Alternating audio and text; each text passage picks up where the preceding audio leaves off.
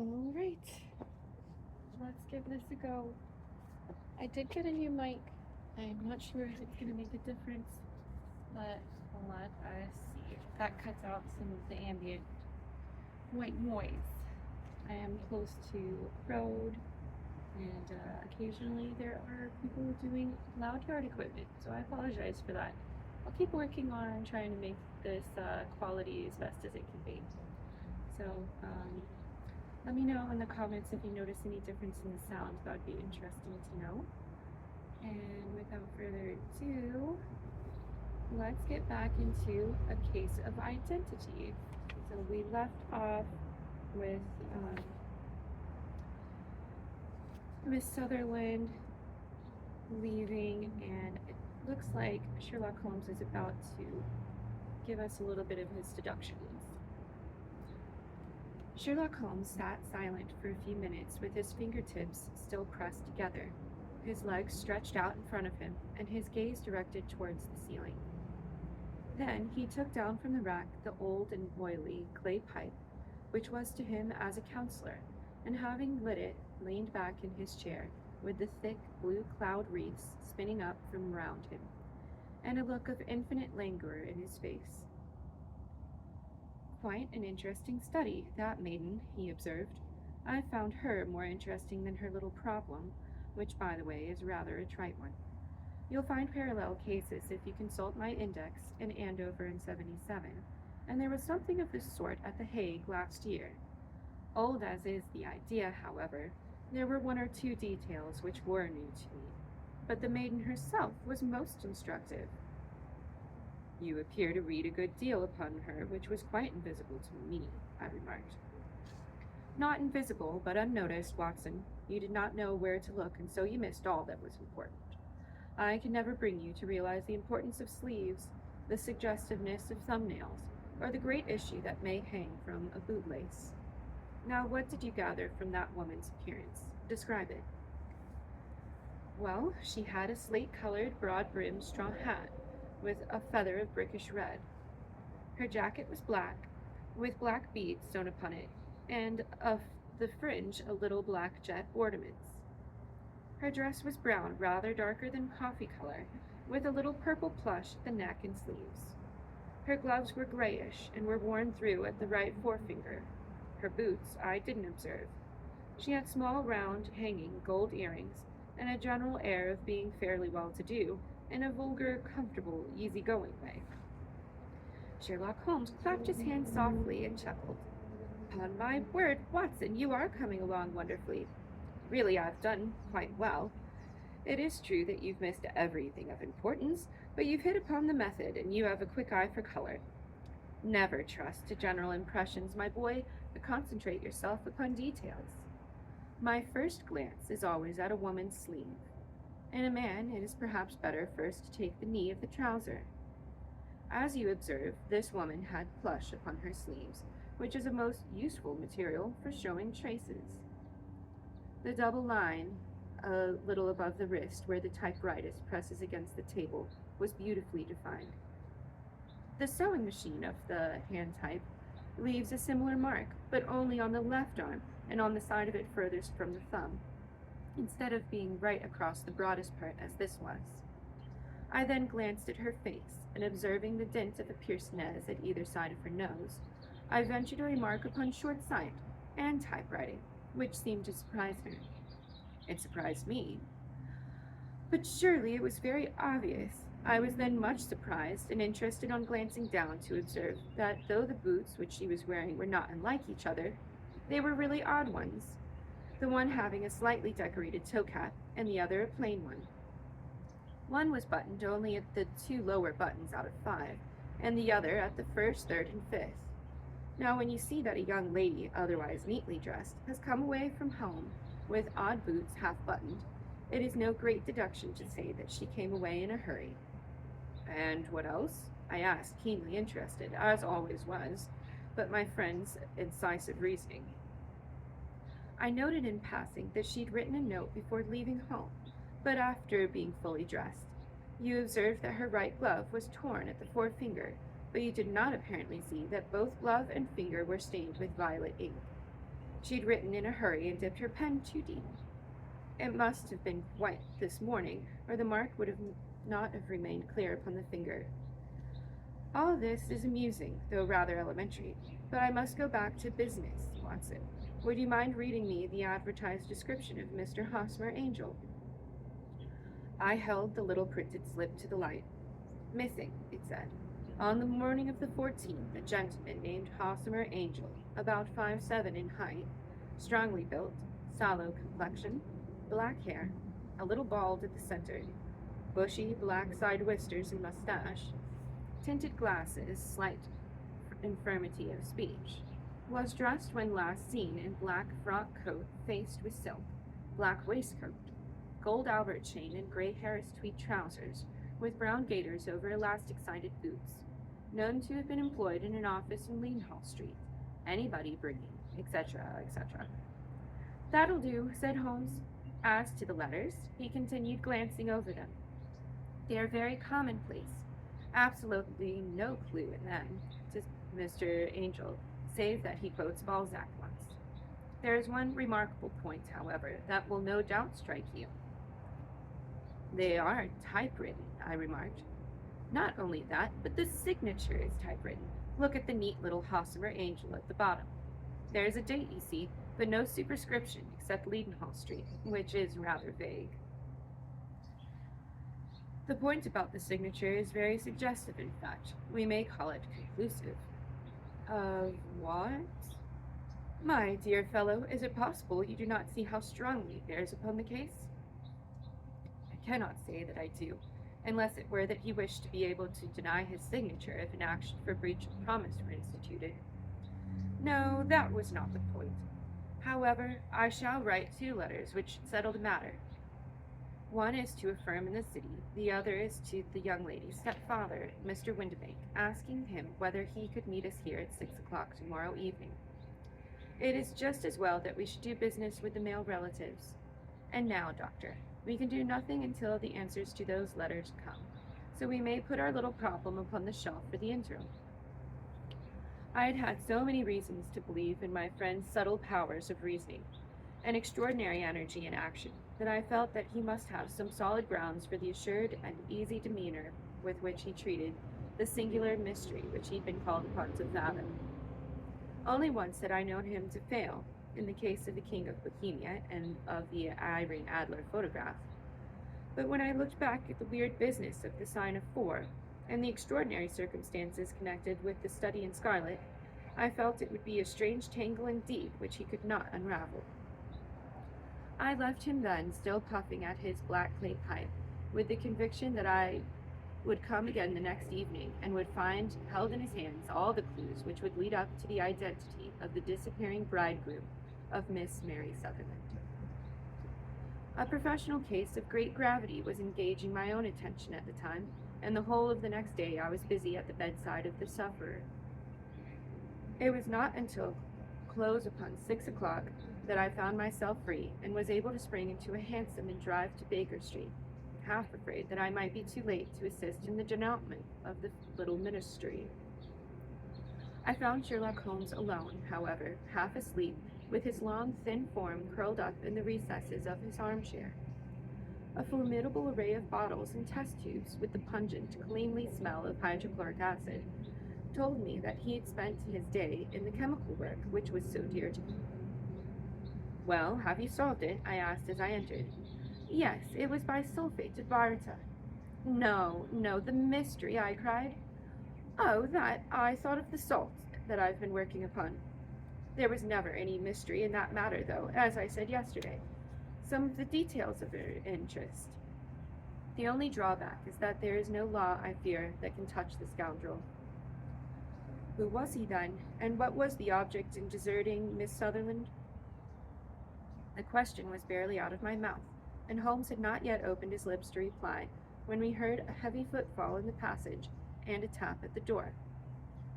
This is the girl's stepfather, Mr. Windibank, said Holmes. He's written to me to say that he would be here at 6. Come in. The man who entered was a sturdy, middle-sized fellow, some 30 years of age, clean-shaven and sallow-skinned, with a bland, insinuating manner and a pair of wonderfully sharp and penetrating gray eyes. He shot a questioning glance at each of us, placed his shiny top hat upon the sideboard, and with a slight bow sidled down into the nearest chair. "Good evening, Mr. Windibank," said Holmes. "I think that oh, excuse me, sorry. I think that this typewritten letter is from you, in which you made an appointment with me for 6 o'clock." "Yes, sir. I'm afraid that I am a little late, but I'm not quite my own master, you know. I am sorry that Miss Sutherland has troubled you about this little matter, for I think it is far better not to wash linen of this sort in public. It was quite against my wishes that she came, but she's very excitable, impulsive girl, as you may have noticed. She's not easily controlled when she's made up her mind on a point. Of course, I do not mind you so much, as you are not connected with the official police, but it is not pleasant to have a family misfortune like this noised abroad. Besides, it is a useless expense, for how could you possibly find this Hosmer Angel?" "On the contrary," said Holmes, "I have every reason to believe that I will succeed in discovering Mr. Hosmer Angel." Mr. Windibank gave a violent start and dropped his gloves. "I'm delighted to hear it," he said. "It is a curious thing," remarked Holmes, "that a typewriter has really quite as much individuality as a man's handwriting. Unless they are quite new, no two of them write exactly alike, and some letters get more worn than others. Some wear only on one side. Now, you remark in this note of yours, Mr. Windibank, that in every case there is something a little slurring over the E, and a slight defect in the tail of the R.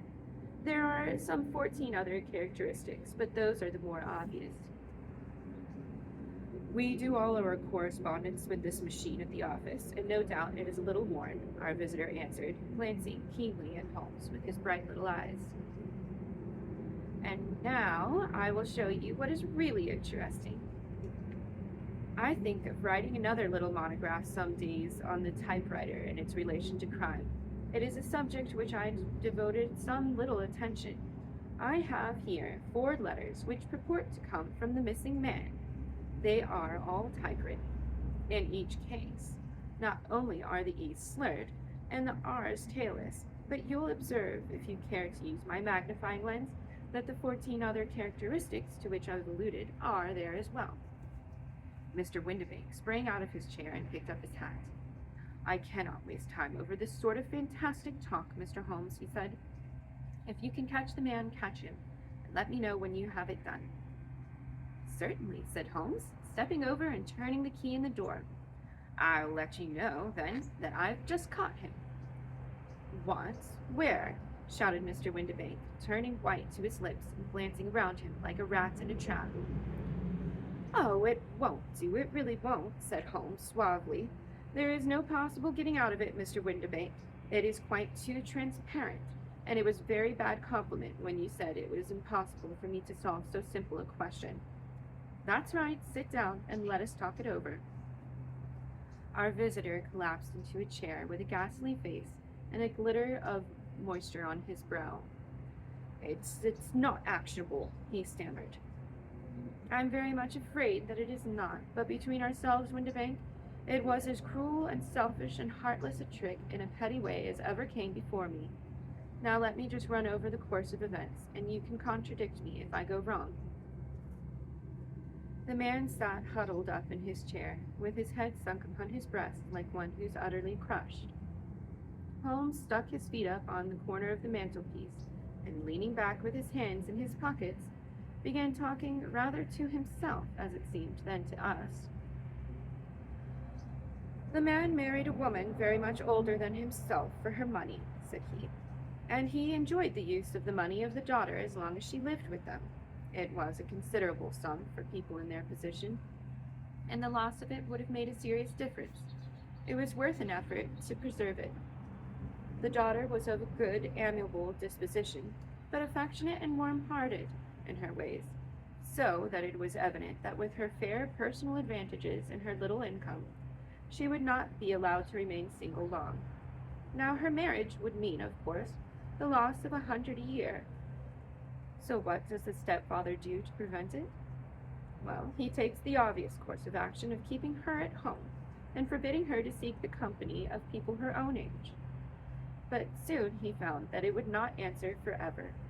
She became restive, insisting upon her rights, and finally announced her positive intention of going to a certain ball. What does her ever clever father do then? He conceives of an idea more creditable to his head than to his heart. With the conveyance and assistance of his wife, he disguised himself, covered those keen eyes with tinted glasses, masked the face with a mustache and a pair of bushy whiskers, sunk that clear voice into an insinuating whisper, and doubly secure on account of the girl's short sight, he appears as Mr. Hosmer Angel, and keeps off other lovers by making love himself. It was only a joke at first, groaned our visitor. We never thought that she would have been so carried away. Very likely not.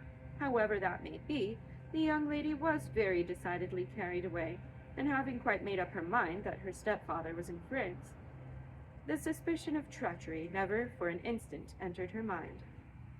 She was flattered by the gentleman's attentions, and the effect was increased by the loudly expressed admiration of her mother. Then Mr. Angel began to call, for it was obvious that the matter should be pushed as far as it would go, if a real effect were to be produced.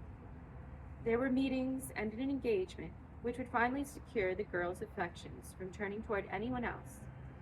But the deception could not be kept up forever. These pretended journeys to France were cumbrous. The thing to do was clearly to bring the business to an end in such a dramatic manner that it would leave a permanent impression upon the young lady's mind and prevent her from looking upon any other suitor for some time to come. Hence, those vows of fidelity exacted upon a testament, which hence also allusions to a possibility of something happening on the very morning of the wedding. James Windibank wished Miss Sutherland to be so bound to Hosmer Angel, that so uncertain as to his fate, that for 10 years to come, at any rate, she would not listen to another man. As far as the church door he brought her, and then as he could go no further, he conveniently vanished away by the old trick of stepping in at one door of the four-wheeler and out the other. I think that was the chain of events, Mr. Windibank. Our visitor had recovered something of his assurance while Holmes had been talking. He rose from his chair now with a cold sneer upon his face. "It may be so, or it may not, Mr. Holmes," said he. "But if you are so very sharp, you ought to be sharp enough to know that it is you who are breaking the law now, and not me. I've done nothing actionable from the first, but as long as you keep that door locked, you lay yourself open to an action for assault and an illegal constraint." "The law cannot, as you say, touch you," said Holmes, unlocking and throwing the door open. "Yet there never was a man who deserved punishment more. If the young lady had a brother or a friend, he ought to lay a whip across your shoulders. By Jove," he continued, flushing up at the sight of the bitter sneer upon the man's pale face, "is it not part of my duties to my client? But here's a hunting crop handy, and I think I shall just do the treat myself." He took 2 swift steps to the whip, but before he could grasp it, there was a wild clatter of steps upon the stairs. The heavy hall door banged, and from the window we could see Mr. James Windibank running at the top speed down the road. "There's a cold-blooded scoundrel," said Holmes, laughing as he threw himself down into his chair once more. "That fellow will rise upon crime to crime until he does something very bad and ends up on the gallows." The case has, in some respects, been not entirely devoid of interest. "I cannot now entirely see all the steps of your reasoning," I remarked. "Well, of course it was obvious from the first that this Mr. Hosmer Angel must have something to gain for this conduct, and it was equally clear that the only man who really profited by the incident, as far as we could see, was the stepfather. Then the fact that the 2 men were never together, but that one always appeared when the other was away, was suggestive. So were the tinted spectacles and the curious voice which hinted at a disguise, as did the bushy whiskers. My suspicions were all confirmed by his peculiar action in typewriting his signature, which of course inferred that his handwriting was so familiar to her that she would recognize even the smallest sample of it. You see, all these isolated facts, when together with many other minor ones, all pointed in the same direction. And how did you verify them?" Having once spotted my man, it was easy to get corroboration. I knew the firm for which this man worked. Having taken the printed description, I eliminated everything from it which could be the result of a disguise. The whiskers, the glasses, the voice, and I sent it to the firm, with a request that they would inform me whether it answered the description of any of their travelers. I'd already noticed the peculiarities of the typewriter, and I wrote to the man himself at his business address, asking if he would come here. As I expected, his reply was typewritten, and revealed the same trivial but characteristic defects. The same post brought me a letter from Westhouse in Marbank of French Church Street, to say that the description tallied in every respect that with of their employee, Mr. James Windibank. Voila tout. And Miss Sutherland? If I tell her, she'll not believe me.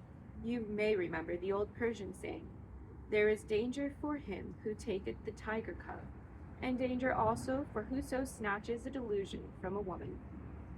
There is as much sense in Hafiz as in Horace, and as much knowledge of the world. The end. So that was the end of A Case of Identity. A bit of resolution, at least we know who the culprit was, but it seems that Miss Sutherland is going to remain in the dark. Well, the next story for tomorrow that we'll be starting is The Red-Headed League. This is also a bit of a shorter one. It looks like it'll be interesting. So, go ahead and like the video, subscribe to the channel if you haven't. Feel free to share it if you think anyone else would like to hear the stories of Sherlock Holmes. And join us again tomorrow to read The Red-Headed League. Thank you. Have a good day.